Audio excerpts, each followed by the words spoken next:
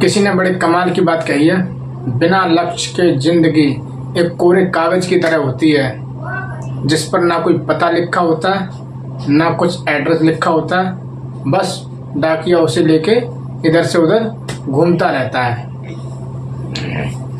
तो फ्रेंड्स, मैं हूं शिवम। तो करते हैं दोस्तों एक नई कहानी की शुरुआत। तो फ्रेंड्स, एक गांव में एक मुखिया होता था और उस मुखिया की बात अगर वो किसी से कोई भी बात बोल देता था तो उसकी बात को ना कोई टालता नहीं था, या फिर वो किसी से कोई हुक्म दे देता था, उसको आदमी उस हुक्म को सर आंखों में रखकर उसको काम पूरा करते थे। या फिर लोगों के जीवन में कोई भी परेशानी आती थी ना, तो उन परेशानी का समाधान कराने के लिए उन मुखिया जी के पास ही आते थे कि मुखिया जी हमारे साथ ऐसा हो गया, इसका हमारा समाधान करो, हमारे घर में लड़ाई हो गई, इसका हमारा समाधान करो, या फिर मेरे जीवन में ये परेशानी आ रही है, उसका मुझे समाधान करो। लेकिन ठीक उधर ही उल्टा हो रहा था उनके साथ।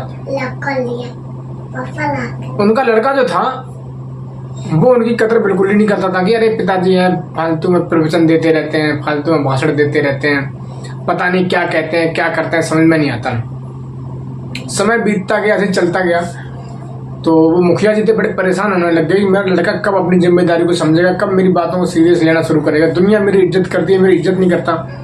दुनिया मेरे से सलाह लेने के लिए आती है, भैया गुरु मैं मुखिया जी क्या करूं क्या ना करूं, और मेरा लड़का खुद जीवन की उसे चिंता ही नहीं है, वो क्या करना चाहता क्या नहीं करना चाहता। तो एक दिन मुखिया जी ने बुलाया कि बेटा एक काम करो, इधर आओ।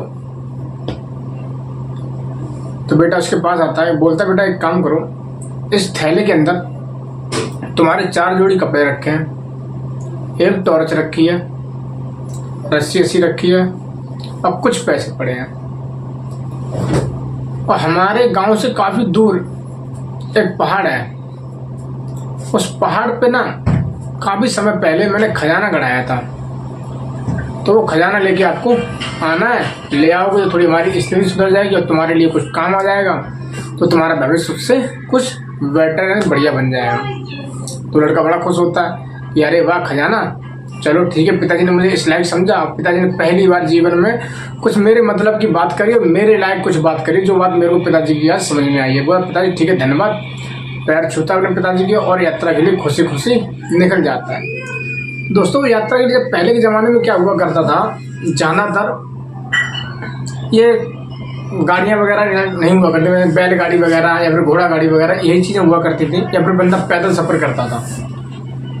तो इधर से रास्ते में जब वो जा रहा था तो जाते समय कभी बरसात है, कभी गर्मी है, कभी सर्दी है, तो कभी रात है, तो कभी दिन है, सारे मौसमों को झेलता हुआ जा रहा था। कभी अच्छा रास्ता भी मिलता था, कभी खराब रास्ता भी मिलता था। तो उसे हर चीज़ का एक सताने लगा कि दुनियादारी है क्या, उसे पता लगने लगी थोड़ी थोड़ी। आगे बढ़ता रहा, आगे बढ़ते बढ़ते दोस्तों कुछ लोगों ने उसकी मदद भी करी, कुछ लोगों ने बिठा कर उसे खाना खिलाया, कुछ लोगों ने उसे लूटने की कोशिश की, उसका पैसे थे वो छीनने की कोशिश की। फाइनली दोस्तों सबको झेलता झेलता, दुनिया को समझते हुए दोस्तों वो पहाड़ के पास पहुंच गया। जब वो नक्शा खोल के देखता है, नक्शे के मुताबिक जो खजाना था वो पहाड़ की चोटी के ऊपर एक पेड़ है और पेड़ के नीचे गड़ा हुआ था। दोस्तों पहाड़ पे चढ़ना शुरू कर देता है। जैसे ही पहाड़ पे चढ़ता है और पहाड़ पे चढ़ने के बाद में वो लड़का जब ऊपर चोटी पे पहुंच जाता है और नक्शा खोल के देखता है कि नक्शे के मुताबिक यही वो पेड़ है जिसके पेड़ की जड़ों के नीचे मेरे पापा ने खजाना छिपाया है। तो दोस्तों वो अपने उस पेड़ की खुदाई करना शुरू कर देता है। सुबह से शाम तक खुदाई करता है, उसे कोई चीज़ नहीं मिलती। फिर वो वहाँ पे जितने पेड़ लगे होते हैं उस लाइन में, उसके आसपास सारे पेड़ों की खुदाई करता है। और ऐसे करते करते 8 से 10 दिन तक दोस्तों वो खुदाई करता है, लेकिन उसे कोई भी चीज़ नहीं मिलती।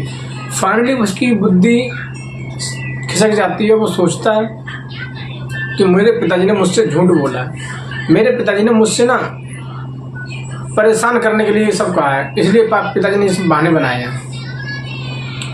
तो समझ जाता है कि मैं जाऊँगा घर पे, अब पिताजी से लड़ूंगा जाके, पिताजी आपने मेरे से ऐसा क्यों बोला, आखिर मैंने ऐसा क्या कर दिया था जो मुझे अपने 8-10 महीने लग गए मुझे जाने में। मैंने कष्ट सहा, गर्मी झेली, मुझे परेशान करने का क्या मतलब था? अगर तुम मुझे प्यार नहीं करते तो मुझे घर से निकलना, तो ऐसे ही बोल देते, मैं घर से चला जाता। तो ये सब अपने मन में सोचने लग गया। सोचते सोचते दोस्तों जैसे नीचे उतरना शुरू हुआ, सूरज ढलने लगा। जैसे सूरज ढलने लगा दोस्तों, तो शाम के टाइम सूरज से जो लालिमा होती है उसकी किरणें जो थी पेड़ों में पड़ने लगी। अब वो मौसम उसे बड़ा सुहाना लगा, उसके दिल को छू गया। जब वो मौसम दोस्तों उसके दिल को छू गया तो उसे बड़ा सुकून लगा। उसने अपनी ज़िंदगी में पहली बार बहुत ही ज़्यादा रिलैक्स और बहुत ही ज़्यादा सुकून महसूस किया था दोस्तों। तो पास में ही नदी थी, नदी के पास जाके बैठ गया और मौसम का एंजॉय करने लग गया।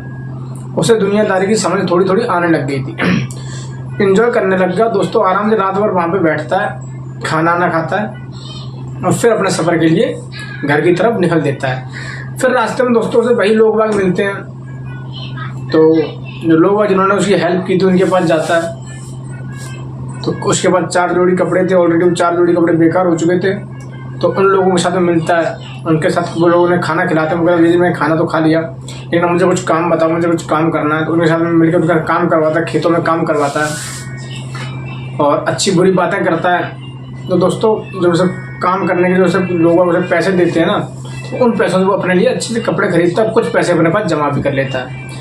तो दोस्तों ऐसे क्या था, उसे आने में लगे थे 10 महीने, 8 से 10 महीने, और जाते समय उसने लगा दिए 2 साल। 2 साल लगा दिए दोस्तों। उस 2 साल के अंदर रास्ते में उसे अच्छे बुरे लोगों की पहचान होनी शुरू हो गई। किसी से कैसे बोलना चाहिए, लोग छल कपट करते हैं उनसे कैसे बचना चाहिए, लोग दूसरों की चुगली करते हैं उससे कैसे बच के रहना चाहिए, अच्छे बुरे इंसान की पहचान कैसे होनी चाहिए, वो सब चीज़ का उसे ज्ञान आ गया था। तो सब चीज़ थी, लेकिन उधर उसके पिताजी बेसब्री से उसके अपने बेटे का इंतजार कर रहे हैं कि मेरा बेटा कब आएगा। तो जैसे ही बेटा घर पे पहुंचता है, पिताजी देखते हैं, खुशी के मारे अपने बेटे को गले से लगा लेते हैं, बोलते हैं बेटा। फिर पिताजी ने पूछा कि बेटा ये बताओ तुम्हारी यात्रा कैसी रही? तो लड़का बोलता है पिताजी यात्रा के बारे में क्या बताऊं, जब मैं इधर से जा रहा था तो मेरे जीवन में मेरे आगे एक लक्ष्य था, उस लक्ष्य के प्रति मैं आगे बढ़ता जा रहा था। मैंने न दुनियादारी को जिया, न दुनिया को समझा, अच्छे बुरे लोग भी मिले, लेकिन मैंने इतना ध्यान नहीं दिया, मुझे सिर्फ अपना लक्ष्य, अपना गोल दिखाई दे रहा था।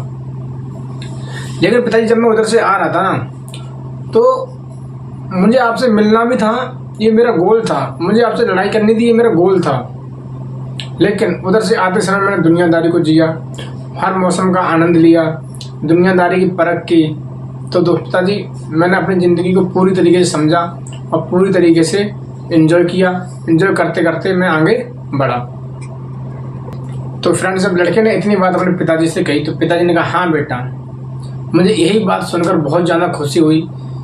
ज़िंदगी में ना गोल होना बहुत अच्छी बात है, लेकिन गोल के साथ में एंजॉय करना, खुश रहना, दुनियादारी की समझ लेना, यह भी एक बहुत बड़ी बात है। इसीलिए तो बेटा मैंने तुमसे झूठ बोला था और इसीलिए मैंने तुम्हें इस पहाड़ की तरफ भेजा था कि कैसे भी करके मेरा बेटा मेरी बात को समझे और दुनियादारी की परख हो। बस बेटा मैंने इसलिए तुम्हें भेजा था। बेटा को अपनी गलती का एहसास होता है, अब वो अपने पिताजी से माफ़ी मांगता है, सॉरी पिताजी, दुनिया आपकी बात मानती थी लेकिन मैंने आपकी बात नहीं मानी। तो ये सब होने के बाद दोस्तों इस कहानी से आपको क्या सीख मिली दोस्तों? अच्छे बुरे की पहचान करना सीखो, अपने बड़े बूढ़ों की बात को मानो, अपने माँ बाप की बात को मानो दोस्तों। तो फ्रेंड्स फिर करना चाहूँगा आज मैं फिर वही एक बात, ऊपर वाले के साथ और लोगों के प्यार के साथ करो कुछ ऐसा दुनिया करना चाहे आपके जैसा।